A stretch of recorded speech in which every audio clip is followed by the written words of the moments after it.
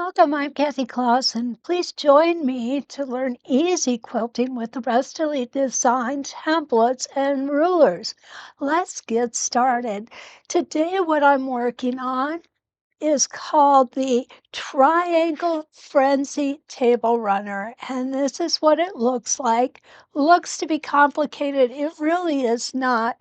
The pattern is by Bunny Cleland. So look for it at your favorite quilt store. You'll have a lot of fun putting it together, I assure you. You can kind of see how it goes in a swirl pattern. The template we're going to use to do this table runner is going to be our Circles on Quilt Wreath 16. I am using the 5.5 inch. The Wreath 16 is used on a pin. You have letters A, B, C, and D. And what we're going to do is we're going to start at C, we're going to come around to A, come back down to C, then we're going to rotate the template so that our foot will end up in D, and then we're going to come up to C and repeat that process.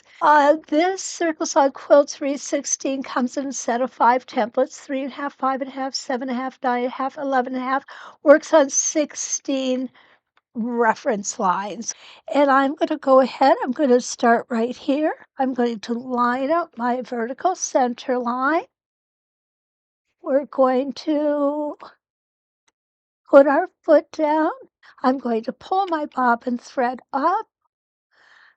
So here we go. I've gone from C to B to A, and now I'm going back to C. Take it nice and slow. We're not in a race here. I always slow down when I get to where I'm going. I am now going to go ahead and twist my template. I'm going to twist it this way so you can see better. And I'm going to come back up to C and go up to B and A and back down.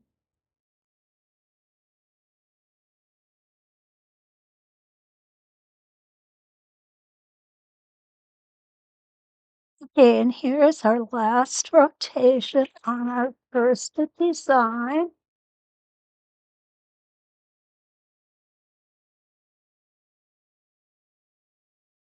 Now, when we get to the end of this rotation, we actually are not finished because we have one open space for that circle because of the way that the template works. We didn't start at D, we started at C.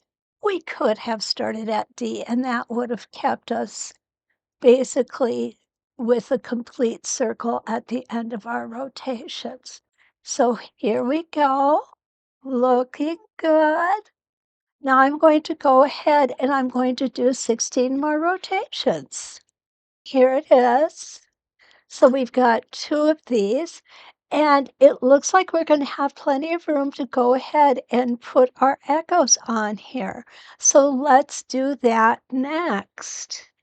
Okay, where we're going to put our line from our pinhole to our echo is going to be right on our reference line. And we're going to stitch from here over to here. Then we're going to twist and we'll continue that around. So I'll start over here. And here we go. 1 stitch in place. You're going to want to make these stitches just a little bit shorter. The other thing you're going to want to do is slow down a little bit when you're doing the echoes. It's a very small area on this template, so you don't want to rush through it and skip something as you're going along. It's easy to get to skip right in here to miss it, so to speak. And you don't want to do that. And that's why I do caution you to take it a little slowly.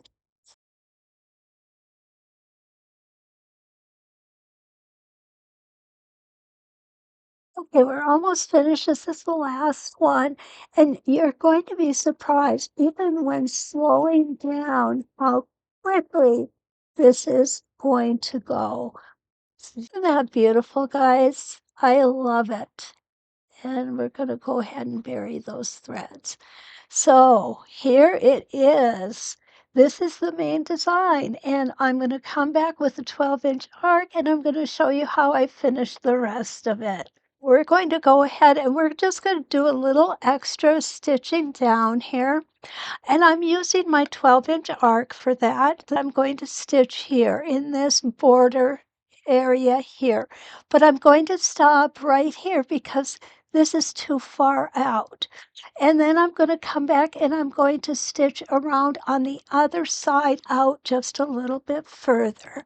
So here we go. And this is my spacing gauge. What I want to do is I want to make sure that there's a 1/4 of an inch between the edge of this line and my ruler.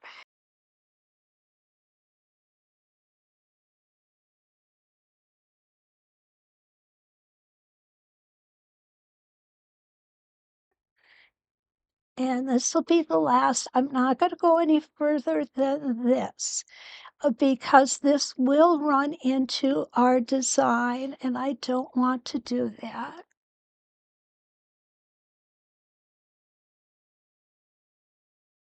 I'm going to go ahead and pull my bobbin thread up. So now I want to do the same around here. And it's kind of difficult to tell exactly where I should go. So I think what I'm going to do is I'm going to come out a 1/2 of an inch from my dark brown line right here.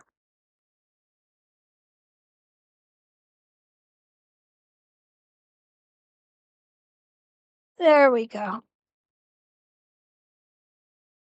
And so all there is left to do now is to trim my piece and bind it. I really am happy with how this project turned out. I hope you like it too. I hope that you enjoy this video as much as I enjoy bringing it to you. If you want to contact me, please go sewstay.com under the Elevate tab, look for instructors, and all of my contact information is there. So until we meet again, let's quilt.